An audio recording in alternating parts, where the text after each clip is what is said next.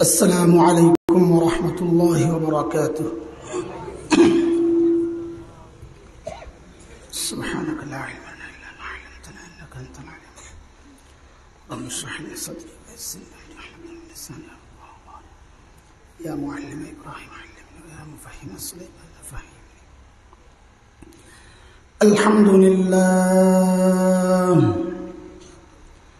الحمد لله وكفى وسلام على عباده الذين اصطفى.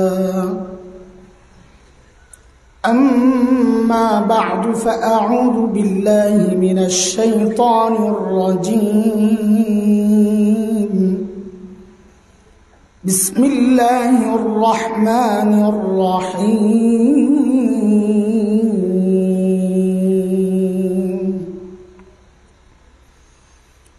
وعد الله الذين آمنوا منكم وعملوا الصالحات ليستخلفنهم في الأرض كما استخلف الذين من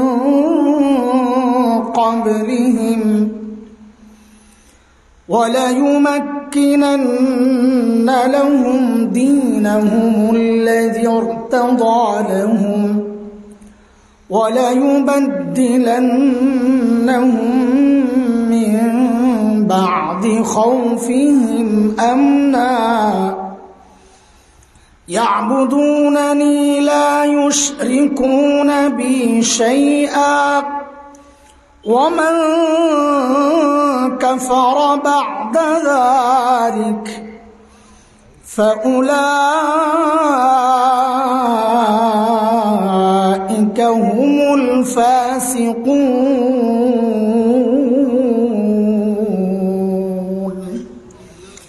آمنت بالله صدق الله العلي العظيم.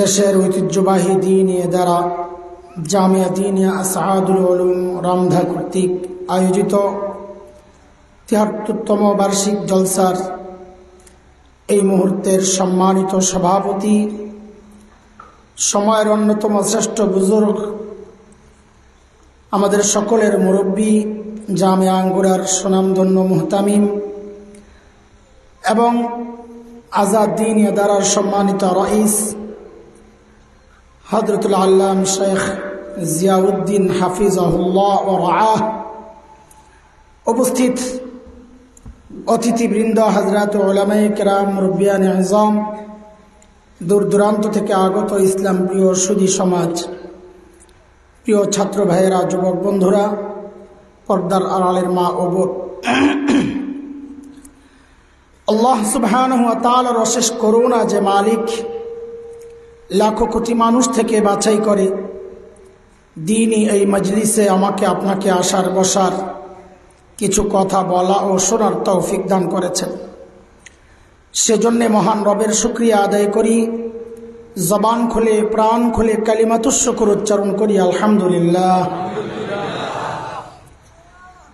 মুহতারাম হাজরিন, আমি সূরাতুন নূরের একটা আয়াত তিলাওয়াত করেছি, ৫৫ নম্বর আয়াত। এই আয়াতের তরজমা আমি পরে ঢুকবো ইনশাআল্লাহ, যদি সময় থাকে, মনে থাকে। তার আগ পর্যন্ত একটু বলতে চাই এই আয়াতে আল্লাহ সুবহানাহু ওয়া তাআলা কি বলতে চেয়েছেন সে কথাগুলো। দোস্ত, আল্লাহ সুবহানাহু ওয়া তাআলা জগতে যত নবী পাঠিয়েছেন আলাইহিমুস সালাতু ওয়াস সালাম, সমস্ত নবীদেরকে আল্লাহ কখন পাঠিয়েছেন, কেন পাঠিয়েছেন? আল্লাহ তাআলা যখন দেখেছেন তার বান্দা ধ্বংসের খাদে, চূড়ান্তভাবে বিপদগ্রস্ত, ওই বিপন্ন বিপর্যস্ত মানবতাকে রক্ষার জন্যে, অসুস্থ মানুষগুলোকে সুস্থ করার জন্যে, জাহান্নামের রাস্তায় দৌড়াতে থাকা মানুষগুলোকে জান্নাতের রাস্তায় উঠায়া দেওয়ার জন্য আল্লাহ সুবহানাহু ওয়া তাআলা যুগে যুগে হযরতে আম্বিয়া আলাইহিমুসসালামদেরকে দুনিয়ায় পাঠাইছেন। যেমন হযরতে মূসা আলাইহিস সালামকে আল্লাহ দুনিয়ায় কখন পাঠিয়েছেন? আল্লাহ তাআলা যখন দেখেছেন বনি ইসরাঈলের উপর ফেরাউন এবং তার বংশের লোকদের চরম নির্যাতন চলছিল, নবীর বংশ বনি ইসরাঈল ধ্বংস প্রায়, নির্যাতনের কিছু ধরন কোরআনুল কারীমের মধ্যে আসছে। হযরতে মূসা আলাইহিস সালামের বক্তব্য আল্লাহ কোরআনে এনেছেন, যার থেকে নির্যাতনের কিছু ধরন অনুমান করা যায়। যেমন সূরা ইব্রাহিমের এক জায়গায় আসছে, মালিক বলেন, وَإِذْ قَالَ مُوسَى لِقَوْمِهِ اذْكُرُوا نِعْمَةَ اللَّهِ عَلَيْكُمْ إِذْ أَنْجَاكُمْ مِنْ آلِ فِرْعَوْنَ يَسُومُونَكُمْ سُوءَ الْعَذَابِ وَيُذَبِّحُونَ أَبْنَاءَكُمْ وَيَسْتَحْيُونَ نِسَاءَكُمْ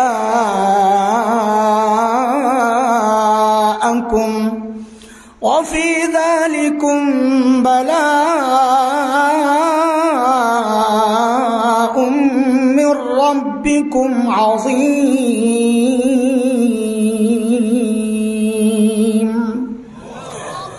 এই আয়াত আল্লাহ দেখাইছেন বনি ইসরাঈলের উপর কেমন নির্যাতন চলত। বলে বড়দের উপর কঠিন থেকে কঠিন নির্যাতন চলত। কি চলত একটু আসতেছি আমি ইনশাল্লাহ পরে। ছোটদের কি অবস্থা? ইস্তাহয়ুনা নিসাআকুম, হযরত মূসা বলেন তোমাদের মেয়েদেরকে ওরা বাঁচিয়ে রাখত। মুফাসসিরিনে কেরাম লেখেন ছেড়ে দিত পরবর্তীতে ভোগ করার জন্য এবং কাজ করানোর জন্য। আর ছোট্ট ছেলে যারা জন্ম নিত, ইউযাব্বিহুনা আবনাআকুম, ফেরাউন তার ক্ষমতা হারানোর ভয়ে ওই সদ্যজাত শিশু তাকে জবেহ করে হত্যা করত। আপনারা জানেন সেই ইতিহাস। স্বপ্নের ব্যাখ্যায় আসছে যে বনি ইসরাঈলে এক ছেলে হবে, যে ছেলে ফেরাউনের ক্ষমতা ধ্বংসের কারণ হবে। এই ভয়ে ফেরাউন ক্ষমতা রক্ষার জন্য এই ছোট্ট ছোট্ট বাচ্চাদেরকে হত্যা করত। আচ্ছা একটু বুঝে শুনে বলেন তো, যে বাচ্চার হাড্ডিগুলো এখনো গোস্ত, এত নরম, উপরও হইতে পারে না, বসা তো দূরের কথা, নিজ হাতে খেতে পারে না, হাগুমুতু করতে পারে না, এই বাচ্চার কি ক্ষমতা আছে ফেরাউনের মতো এমন শক্তিশালী বাদশাহকে ক্ষমতা থেকে নামানোর? কথা বললেন আছে? আছে? এত আস্তে আস্তে বলতেছেন, সন্দেহ আছে নাকি? ক্ষমতা আছে এই পিচ্চির? তো ফেরাউন এই পিচ্চিকে এত ভয় পায় কেন? এই ছোট্ট বাচ্চা যারা আসে ওদের কি জবেহ করে? ঘটনা কি? আসলে বিষয় হচ্ছে এটা আল্লাহ তাআলার একটা নিজাম, দুনিয়া পরিচালনার একটা সিস্টেম।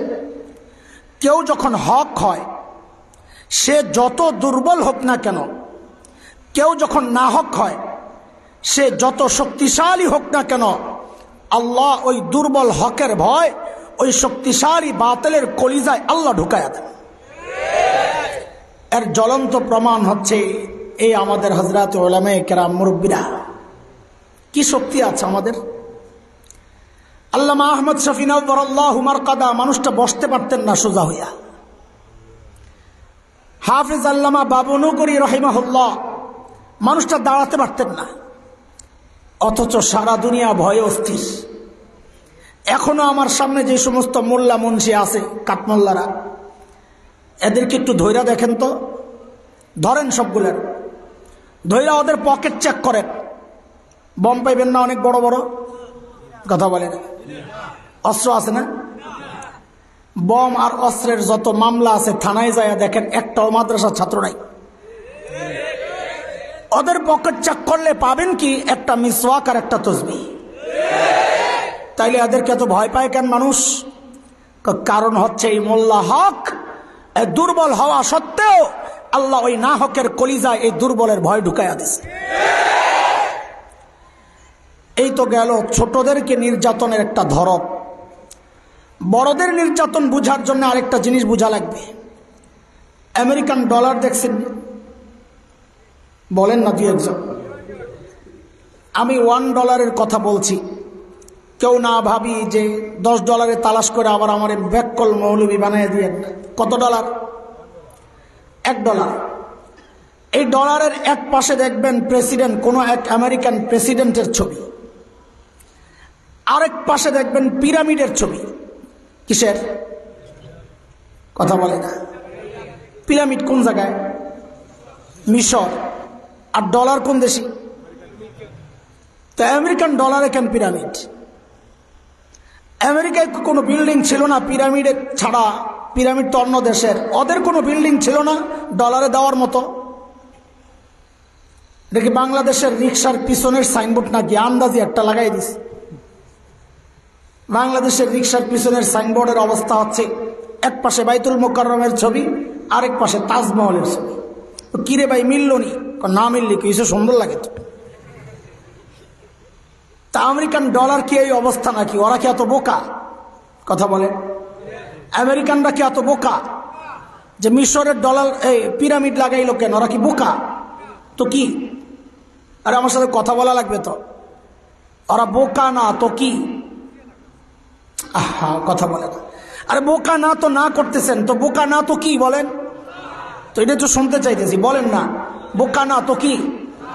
না না, চালাকও না। এই জন্যই তো শুনতে চাইতেছি। বোকা আর চালাকের মাঝখানে আরেকটা আছে, ওটা হইল বাটপার। ওরা কি? ওরা কি? যে রব চিনে না সে চালাক হইতে পারে না, যে রব মানে না সে চালাক হইতে পারে না। কোরআনের কথা। কার কথা? সূরা আলে ইমরান মালিক বলেছেন, ইন্না ফি খালকিস সামাওয়াতি ওয়াল আরদি ওয়া ইখতিলাফিল লাইলি ওয়ান নাহার লাআয়াতিল লিউলিল আলবাব। যার মাথায় মগজ আছে এই সৃষ্টি দেখে সে তার রবকে তালাশ করে। বুঝা গেল যে রব চিনে না, রব মানে না, ওর মাথায় মগজ নাই, ওর চালাক হইতে পারে না, ও বাটপার। তো পিরামিড কেন দিছে? পারে না। পিরামিড দিছে, আবার পিরামিডের ঠিক উপরে দেখবেন এক চোখ লাগায় রাখছে। কয় চোখ? মানুষের চোখ কয়টা লাগাইছে? কয়টা? আরেক গেঞ্জাম লাগাইছে। কিরে ভাই এত গেঞ্জাম কেন? বাটপাররা কোন বাটপারি করছে আল্লাহ জানে না। তো বুঝেন বুঝেন। আচ্ছা, আমাদের দেশে যে টাকা, এটা লোহার না কাঠের? কাগজের। কারণ আপনাকে তো আন্দাজি বলার অভ্যাস আছে। আমগরে আল্লাহ বানাইছে মাটি দিয়া, আর কয় কাঠমল্লা। এই জন্য জিজ্ঞেস করলাম, এখানেও আবার উল্টা পাল্টা কিছু বলেন কিনা। কি দিয়া বানাইছে? আমাদের টাকা কিসের? এই কাগজে অর্থ ব্যবস্থা, এটা ইহুদিদের সৃষ্টি। কাদের? আমাদের খিলাফত চলেছে স্বর্ণ মুদ্রায়, রৌপ্য মুদ্রায়। ওদেরকে বাটপার আমি খামাখা বলি, ওরা আমাদের স্বর্ণ জমা রেখা হাতে কাগজ ধরাইয়া দিচ্ছেন, এই কাগজ বেচা খা। তো এই কাগজে অর্থ ব্যবস্থা কাদের সৃষ্টি? গোটা দুনিয়ার অর্থ ব্যবস্থা নিয়ন্ত্রণ করে ইহুদিরা। এমনকি আমেরিকান অর্থ ব্যবস্থাও ওই ডলার ইহুদিদেরই সৃষ্টি। এই সব চিহ্ন ইহুদিদের দেওয়া। বলে তাইলে পিরামিডের চিহ্ন কেন দিছে? এক চোখ কেন দিছে? কারণ ইহুদিদের বিশ্বাস হচ্ছে এই পিরামিড হচ্ছে ওদের রক্তের স্মৃতিচিহ্ন। মানে কি? ও যে ফেরাউনের নির্যাতনের কথা শোনাচ্ছিলাম, ফেরাউন যখন পিরামিড বানায়, দেখেন পিরামিডের ইতিহাস আরো অনেক হাজার বছর আগের। কিন্তু নবী মুসা আলাইহিস সালামের সময়ের যে ফেরাউন, ওই ফেরাউন যে পিরামিড বানায়, ওই পিরামিডের উচ্চতা ছিল 10 তলার উপরে। আজকের বিজ্ঞান পর্যন্ত অবাক, এত উপরে তখন তো ক্রেন ছিল না। এই বিশাল আকারের পাথরগুলো এত উপরে কোন প্রযুক্তি ব্যবহার করে ওঠাইছে খুঁজে পায় না। কিন্তু ইহুদিদের বিশ্বাস হচ্ছে ফেরাউন এই ভারী কঠিন কাজগুলো বনি ইসরাইলকে দিয়া করাইছে। কেমনে? মানব মিনার তৈরি করে। কি মিনার বলেন? মানব মিনার মানে কি? আপনারা দেখেন যে মিনার মসজিদে এটা কি দিয়ে বানাইছে? ইট দিয়া। এক ইটের উপর আরেক ইট, এক ইটের উপর আরেক ইট, এটা ইট মিনার। ওরা বানাইছে মানব মিনার, মানে মানুষকে গোল করে দাঁড় করাইছে, একজনের কাঁধে একজন, একজনের কাঁধে একজন, এরকম করতে করতে উপরের দিকে গেছে। নিচের থেকে বড় পাথর একটা মাঝখান দিয়ে ঢুকাইয়া দিছে। নিচের ওয়ালারা উপর ওয়ালাদের কাছে, উপর ওয়ালারা তার উপর ওয়ালার কাছে। এইভাবে ওঠাইতে গিয়া বহু পাথর নিচে ছুটে পড়েছে, পাথর নিচে চাপা পড়ে বহু বনি ইসরাইল মৃত্যুবরণ করেছে। এই জন্য ইহুদিরা মনে করে এই পিরামিড হচ্ছে ওদের রক্তের স্মৃতিচিহ্ন। আচ্ছা বুঝলাম, এক চোখ দিছে কে? এক চোখ হচ্ছে দাজ্জালের সিম্বল। কার? দাজ্জাল। দাজ্জালের কয় চোখ? ওই যে আপনারা বলেন না কানা দাজ্জাল, ঠিকই আছে কথা। ইহুদিদের বিশ্বাস হচ্ছে এই দাজ্জাল হচ্ছে ওদের ত্রাণকর্তা, মুক্তিদাতা। ওরা বিশ্বাস করে খুব শিগগির দাজ্জাল আসবে। ওরা এই পিরামিড এবং এক চোখ দিয়া দুনিয়ার মানুষকে একটা থ্রেট আর ধমক দিয়ে রাখছে, ও দুনিয়ার মানুষ, খুব শিগগির আমাদের নেতা, আমাদের ত্রাণকর্তা, মুক্তিদাতা মসিহুদ দাজ্জাল আসছে। আমরা খুব শিগগির তার নেতৃত্বে গোটা দুনিয়ায় আমাদের যত রক্ত ঝরেছে, যেমন পিরামিড এখানেও রক্ত ঝরেছে, দুনিয়ায় যত রক্ত ঝরেছে, প্রতি ফোঁটা রক্তের বদলা নেওয়ার জন্য আমরা খুব শিগগির আসছি, তোমরা রেডি থাকো।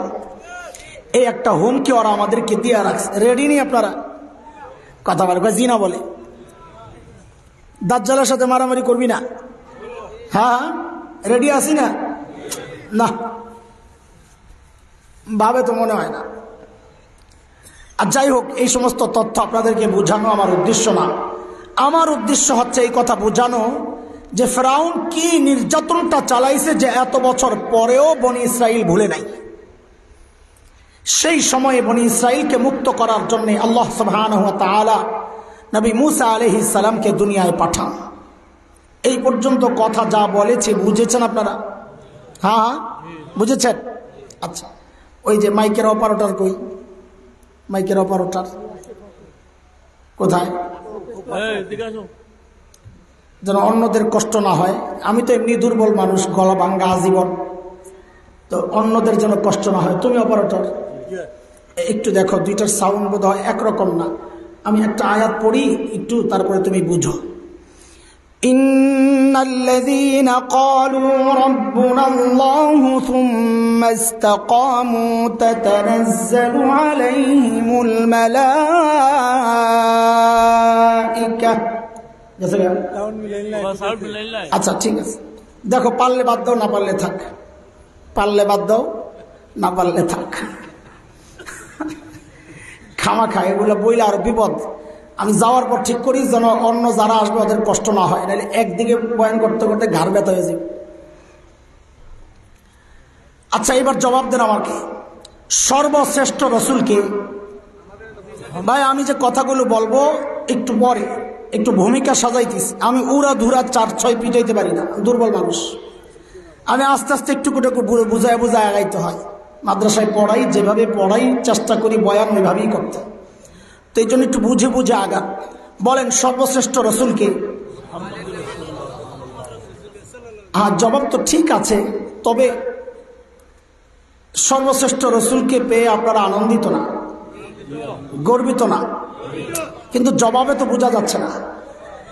জবাবটা একটু ঘুরাইয়া দেওয়া দরকার, যেন আমিও যে আনন্দিত এটা বোঝা যায়।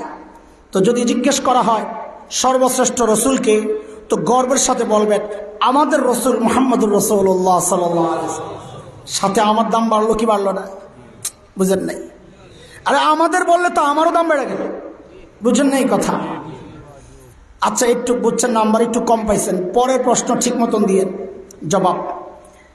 রোগী যদি ছোট হয়, ধরেন আমারও তো গলা ব্যথা করতেছে, একটু ঠান্ডা লাগছে, এই ছোট রোগীর চিকিৎসার জন্যে হসপিটালের সবচাইতে বড় ডাক্তার তালাশ করা হয়।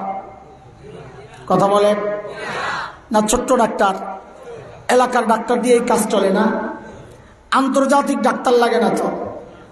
আর রোগী যদি বড় হয়, ডাক্তার কোনটা? যদি সবচেয়ে বেশি বড় মারাত্মক রোগ হয়, সবাই চাইবে ডাক্তারও সবচেয়ে বড় টানতে, তাই না? এবার বুঝেন, যেহেতু আল্লাহ সুবহানাহু ওয়া তাআলা নবীদেরকে পাঠাইছেন দুনিয়ার মানুষের চিকিৎসার জন্যে, তো বুঝা গেল আল্লাহ সর্বশ্রেষ্ঠ রসুলকে তখনই পাঠাইছেন যখন দুনিয়ার মানুষের অবস্থা সবচাইতে ভয়ঙ্কর আর খারাপ অবস্থায় চলে গিয়েছে। সবচাইতে ভয়ঙ্কর খারাপ অবস্থা না হলে আল্লাহ সর্বশ্রেষ্ঠ রসুলকে দুনিয়ায় আনতেন না। এলাকার স্থানীয় নবী দিয়েই কাজ সারতেন, আন্তর্জাতিক নবী পাঠাইতেন না। বুঝা যাচ্ছে না কথা? ওই সময়টাকে বলা হয় আইয়ামে জাহিলিয়া। কি বলা হয়? বর্বরতার যুগ।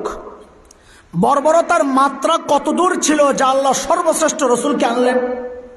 তো ইতিহাসে পাওয়া যায় ওই সময়ের মানুষ একটা পয়সার জন্য একজন মানুষ খুন করে ফেলতো, কোনো ব্যাপার ছিল না।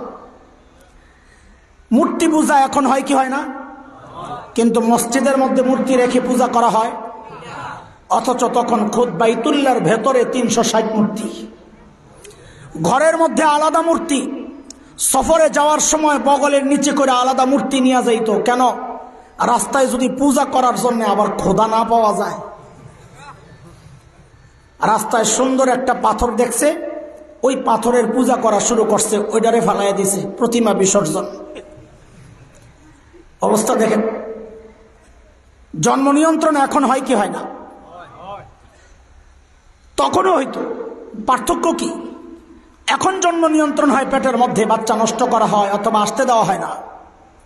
আর তখন জন্ম নিয়ন্ত্রণ হতো বাচ্চা হওয়ার পর দেখতো ছেলে না মেয়ে। যদি দেখছে ছেলে তো রেখে দিত, আর যদি দেখছে মেয়ে, এটা বাবার জন্য ছিল সামাজিক কলঙ্ক যে আমি মেয়ের বাবা। ওই কলঙ্ক থেকে বাঁচার জন্য বাবা নিজ হাতে নিজের কলিজার টুকরা মেয়েকে জীবন্ত দাফন করে দিত। ঠিক ওই সময়ে আল্লাহ তাআলা সর্বশ্রেষ্ঠ রসুলকে পাঠাইছেন 2টা মিশন দিয়ে। কয় মিশন? খুব খেয়াল করেন, আমরা আস্তে আস্তে আমাদের জায়গায় চলে যাব খুব দ্রুত। আমি খুব ক্লান্ত বোধ করতেছি, সফরের কারণে এমনিও গত 2 দিন থেকে একটু শরীরটা ভালো না। একটু মনোযোগ দিয়ে শুনলে আমার বলাটা সহজ হবে। আমি দোয়া করতেছি, আপনারাও দোয়া করেন আমি যেন সহজে বুঝাইতে পারি। এই দোয়া আপনারা করেন, আর আমি দোয়া করি আপনারা যেন সহজে বুঝতে পারেন। আল্লাহর নবী সাল্লাল্লাহু আলাইহি ওয়াসাল্লাম নবুয়ত পেয়ে ঘোষণা দিলেন, ইন্নামা বুইসতু মুআল্লিমা বুইসতু লিউতাম্মিমা মাকারিমাল আখলাক। নবী ঘোষণা দিলেন, আল্লাহ আমাকে শিক্ষক বানায়া দুনিয়ায় পাঠাইছেন। কি বানায়া? বলেন সবাই। আমার নবী কি ছিলেন? 2 নাম্বার, নবী বলেন, আল্লাহ আমাকে সর্বোচ্চ উন্নত চরিত্র মাধুর্য দিয়ে দুনিয়ায় পাঠাইছেন যেন আমি ওই বর্বরগুলোর পেছনে মেহনত করে করে এই বর্বরগুলোকে মানব ইতিহাসের শ্রেষ্ঠ মানুষ বানাতে পারি। আমার নবীর মিশন কয়টা বলেন? ওনাকে একটু থামান, আশপাশ থেকে মোবাইল উঠায় না, আমার মনোযোগ নষ্ট হইলে হারায়া যাব। এক চেইন লাইনের কথা তো, এক জায়গায় বাধাগ্রস্ত হইলে পরের গুলা আমারই সমস্যা, আপনাদেরও সমস্যা। মনোযোগ লাগবে। আমার নবী কি ছিলেন বলেন? আবার সবাই বলেন। হ্যাঁ, আমার নবীকে বলা হয় উম্মি নবী। কি নবী? উম্মির অর্থ না জানার কারণে অনেকে মনে করে উম্মি মানে মূর্খ, উম্মি মানে জাহেল। নাউযু বিল্লাহি মিন যালিক। আমার নবী মূর্খ ছিলেন না, বরং তিনি কেবল শিক্ষিতই ছিলেন না, দুনিয়ার সব শিক্ষিত মানুষের শিক্ষক ছিলেন। উম্মি কোত্থেকে আসছে? মাদ্রাসার ছাত্ররা উম্মি মানে আমরা পড়ছি আনপড়, পড়ে নাই। পড়ে নাই মূর্খ না, পড়ে নাই এক জিনিস, মূর্খ আরেক জিনিস। এটা কোত্থেকে আসছে? এটা সাধারণরা আপনাদের উপকার হবে না, মাদ্রাসার ছাত্রদের উপকার হবে। উম্মি আসছে কোত্থেকে? ওম থেকে, ওম ওম মা। তো মা থেকে উম্মি কেন? ওই আয়াত, আল্লাহু আখরাজাকুম মিন বুতুনি উম্মাহাতিকুম লা তা'লামুনা শাইআ। আল্লাহ তোমাদেরকে মায়ের পেট থেকে যখন বের করছে তোমরা কিচ্ছু জানতা না। ও যে কিচ্ছু জানে না তাকে উম্মি বলে। এই অর্থ থেকে এরা মনে করছে আমার নবীও বুঝি ওই উম্মি, কিচ্ছু জানে না। আমার নবী উম্মি মানে একাডেমিক লেখাপড়া করেন নাই, কারো কাছে যায় পড়েন নাই, কিন্তু আমার নবী শিক্ষিত ছিলেন। আমার নবীর শিক্ষক ছিলেন স্বয়ং আল্লাহ সুবহানাহু ওয়া তাআলা। মাদ্রাসাওয়ালার আমাদেরকে ডেকেছেন। আমার ভাই হযরত ইউসুফ সাহেব দামাত বরকাতুহুল আলিয়া খাদিমানি হুজুর তার ঘোষণাপত্রে কিছু কথা বলেছেন, ওখান থেকে আমার বয়ানের রসদ নেওয়া যে আমাদের এই শিক্ষার বিরুদ্ধে চক্রান্ত অথবা গা জ্বলাপড়া করার বহু মানুষ তৈরি হয়েছে, কিন্তু ওদের জ্বলবে, আমাদের কাজ চলবে। বলেন বলেন, আপনারা কথাটা বলেন, ওদের জ্বলবে, আমাদের কাজ। বলেন আবার, ওদের জ্বলবে, হ্যাঁ, ওরা থামবে না, আমাদের কাজ বন্ধ হবে না। বলেন, ওরা থামবে না, চলতে থাকুক। এই লড়াই চলছে, এই লড়াই চলবে ইনশাআল্লাহ। আমি কিছু কথা বলবো এখন। অগ্রিম ক্ষমা চেয়ে নিচ্ছি আপনারা যারা জেনারেল শিক্ষায় শিক্ষিত তাদের কাছে। ভুল বুঝেন না, আমরা আপনাদের প্রতিপক্ষ না, শত্রু না, বরং আমি মনে করি একজন বাবা তার সন্তানের জন্য যত বড় হিতাকাঙ্ক্ষী, একজন আলেম উম্মতের জন্য তার চেয়ে বড় হিতাকাঙ্ক্ষী। কেন? বাবা শুধু সন্তানের দুনিয়ার ফিকির করে, অধিকাংশ বাবা, সব বাবা না, কিন্তু একজন আলেম উম্মতের আখিরাত নিয়ে ফিকির করে। আমি কোন শিক্ষা ব্যবস্থাকে তুচ্ছ তাচ্ছিল্য করার জন্য কথাগুলো বলছি না, আল্লাহ সাক্ষী। আমি কোন শিক্ষা ব্যবস্থাকে ছোট আর খাটো করার জন্য এই কথাগুলো বলছি না, আমার আল্লাহ সাক্ষী। আমি কথাগুলো বলতে চাচ্ছি আপনাদের হৃদয়ে আফসোসের আগুন জ্বালাইতে এবং এই পয়গাম দিতে, রে ভাই, আমরা মাদ্রাসায় পড়ে ঠকি নাই। যদিও আপনি ভাবছেন আমরা পশ্চাৎপদ জাতি, আমরা সেকেলে গাইয়া আমরা মনে করি আমরা ঠকি নাই, বরং আপনি ঠকেছেন। যদি ঠকে থাকেন অন্তত নিজের সন্তানকে ঠগায়েন না। ওই কথাগুলো বলার জন্য, ওই দাওয়াত দেওয়ার জন্য কথাটা শুরু করেছে। বুঝে আসছে কথা? হ্যাঁ, বুঝেন। আবার বলেন, আমাদের নবী কি ছিলেন? সবাই বলতে হবে, তাইলে কথার লাইন আসবে। বলেন, নবী কি ছিলেন? আমরা যারা মাদ্রাসায় পড়ি, কওমি হোক আলিয়া হোক, এই জায়গায় অন্তত আমি পার্থক্য করতে চাই না। আমরা যারা মাদ্রাসা শিক্ষার সাথে জুড়ে আছি, এটা আমাদের একটা গর্ব। এটা আমাদের গর্ব যে আমাদের শিক্ষার গোড়ায় মুহাম্মদুর রাসূলুল্লাহ সাল্লাল্লাহু আলাইহি ওয়াসাল্লাম। এটা আমাদের গর্ব। আপনাকে যদি জিজ্ঞেস করি আপনার শিক্ষার গোড়ায় কে, আপনি পাবেন না। আমাদের নোয়াখালীর এক ভাই বয়ানে বলেছেন প্রাইমারি স্কুলের ইতিহাস 5000 বছর আগে। কত? আমি বলি 5000 না ভাই, ধরলাম 10,000। কিন্তু গোড়ায় কে একটু বলেন, আপনাদের শিক্ষার গোড়ায় কে বলেন? আপনি খুঁজে পাবেন না। তো আমাদেরটা শোনেন, আমরা তো জানি। রাগ করেন না, যদি আপনার জানা থাকে আপনি বললেন, আপনার জন্য দরজা খোলা। আসমানি ইলম ছাড়া, আসমানি শিক্ষা ছাড়া জগতের যত শিক্ষা ব্যবস্থা আছে, সব শিক্ষা ব্যবস্থার গোড়ায় তালাশ করে দেখেন, একজন মূর্খকে খুঁজে পাবেন।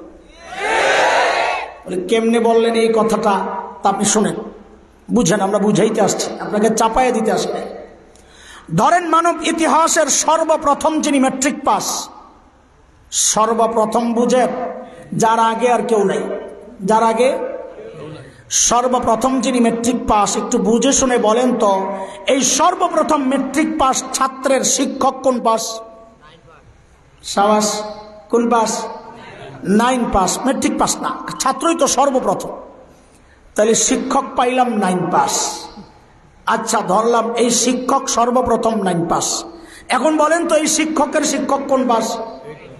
এই তো লাইনে পড়ে গেছে। এইবার আমি খালি জিজ্ঞেস করবো, আপনারা সর্বপ্রথম লাগাইয়া আমার প্রশ্নের সাথে বাকিটা জবাব দিয়ে, 8-এর শিক্ষক কোন পাস?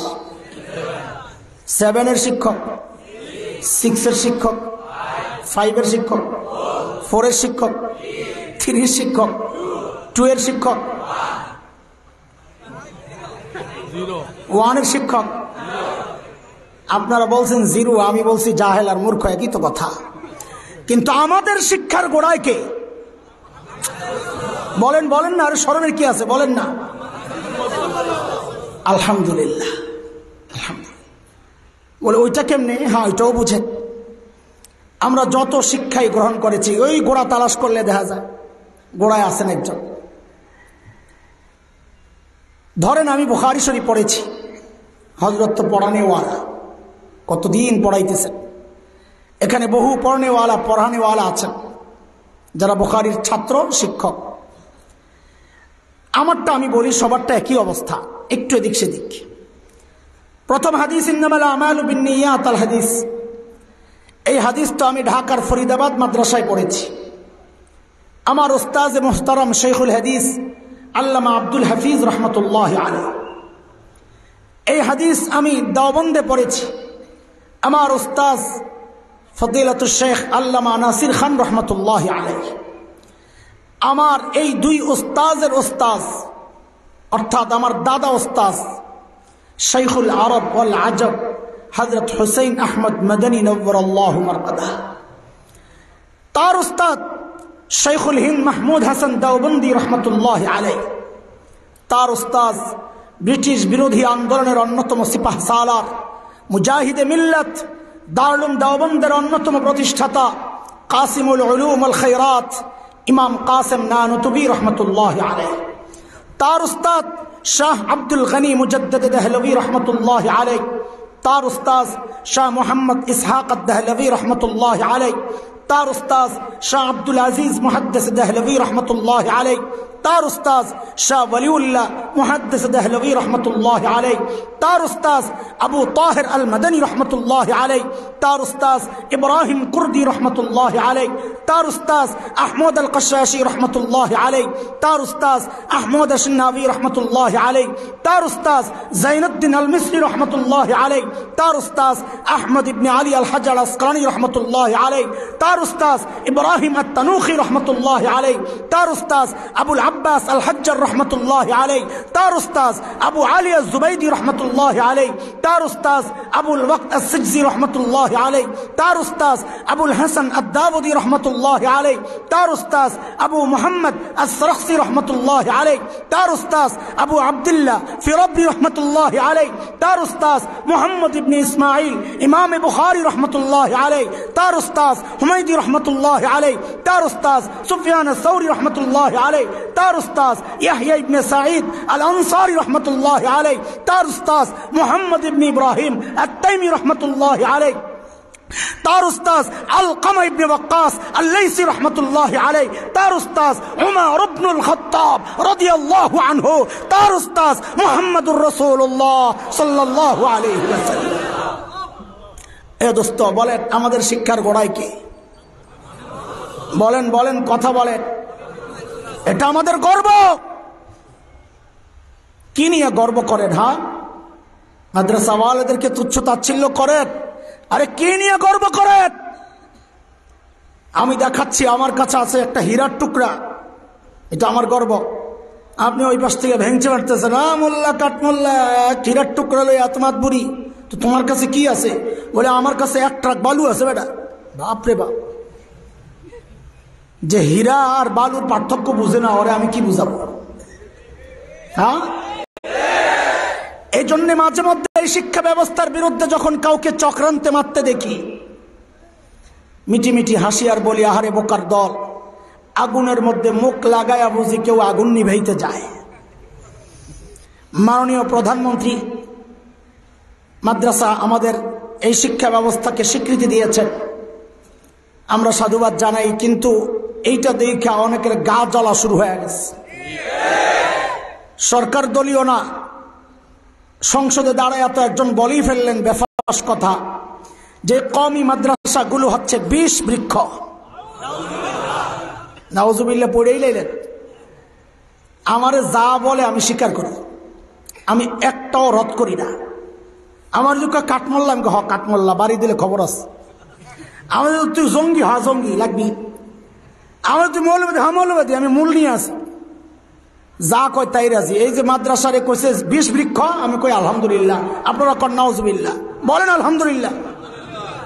আস্তে আস্তে বলতেছে সবাই কন হাই কওমি মাদ্রাসা ২০ বৃক্ষ, সবাই চিল্লে এখন আলহামদুলিল্লাহ।